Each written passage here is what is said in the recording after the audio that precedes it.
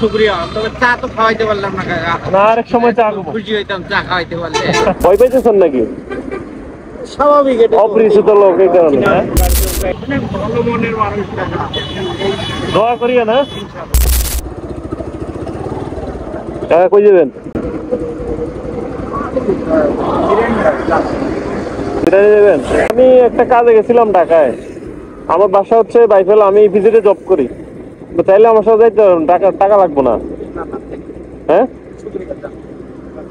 খালি যাইতেছি, সমস্যা নাই, এর লেগে কইছি। তাহলে এই ভিজিট পর্যন্ত যাইতে পারেন, আমার বাসায় ভিজিট, বুঝছেন? কোনো সমস্যা? হ্যাঁ, ভয় পাইতেছেন নাকি? স্বাভাবিক, এটা অপরিচিত লোক এই কারণে।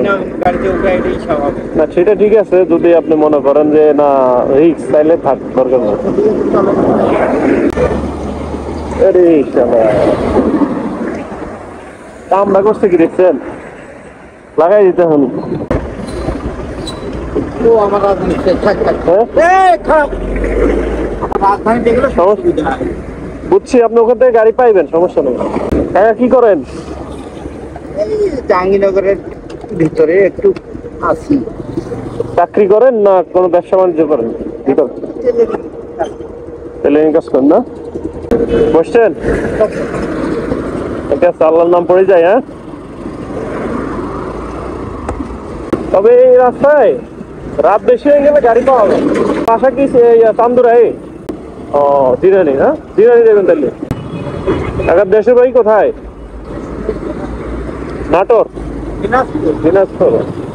দেখ, সমস্যা নেই, জাহাঙ্গীরনগর আমার ফ্রেন্ড সার্কেল আছে। কোনো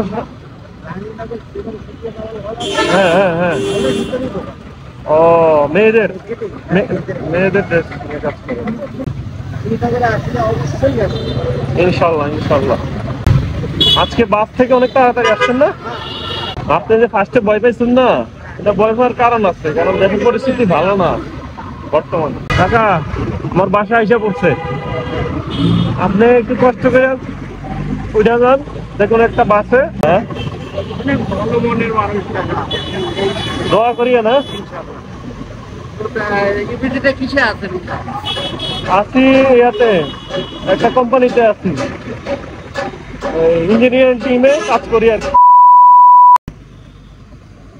ঠিক আছে কাকা, আল্লাহ হাফেজ, যান। নাম্বার কি রাখবেন? 01866। ঠিক আছে, আল্লাহ হাফেজ, দোয়া করিয়েন। শুকরিয়া, তবে চা তো খাওয়াইতে পারলাম না কাকা। না, আরেক সময় চা খাবো। খুশি হইতাম চা খাওয়াইতে পারলে। আচ্ছা, আরেক সময় চা খাবো ইনশাল্লাহ। দেখা হবে জাহাঙ্গীরনগর। হ্যাঁ, জাহাঙ্গীরনগর গেলে যাবো। ঠিক আছে, আপনি রাস্তা থেকে পার হইয়া গাড়িতে উঠে যান। ঠিক আছে, আমি গেছিলাম আসলে উত্তরা একটা কাজে। এখন আসতেছিলাম, আস্তে আস্তে প্রায় জাহাঙ্গীরনগরের কাছে আসছি। জাহাঙ্গীরনগরের কাছে আসার পরে একটু দাঁড়াইলাম, দাঁড়ানোর পর দেখলাম যে কাকা দাঁড়িয়ে আছে রাস্তার মাঝখানে। জাহাঙ্গীরনগরের ওই রাস্তাটুকু পুরাটাই রিস্কি একটা রাস্তা আসলে। তো ওনাকে জিজ্ঞেস করলাম যে কোথায় যাবেন।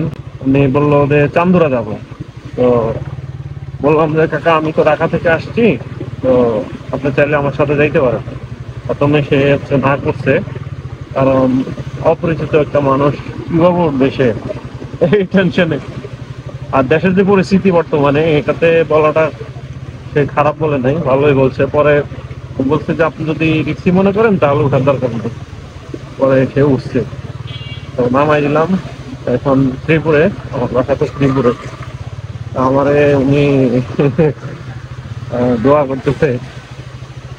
আমি বলছিলাম আর কি যে আপনার টাকা লাগবে না, আপনি আমার সাথে আসেন। আমি তো খালি আসতেছিলাম, আসতে যাই হোক, টাকা অনেক খুশি হয়েছে। আসলে মানুষের উপকার করতে না আমার খুব ভালো লাগে। সুযোগ পাই না, সুযোগ পাই না, বা ওরকম অ্যাবিলিটিও নাই। যতটুকু আছে আর কি, চেষ্টা করি সবসময় মানুষকে সহযোগিতা, হেল্প করা। তো ওনাকে আজকে সহযোগিতা করতে পেরে আমার খুব ভালো লাগলো। এরকম কাজ করতে আমার খুব ভালো লাগে, আমি খুব এনজয় করি এগুলোতে। তো আপনারা সবসময় সাপোর্ট দিয়ে যাবেন, পাশে থাকবেন, তাহলে এরকম ভালো ভালো কাজগুলো করতে পারবো ভবিষ্যতে ইনশাল্লাহ।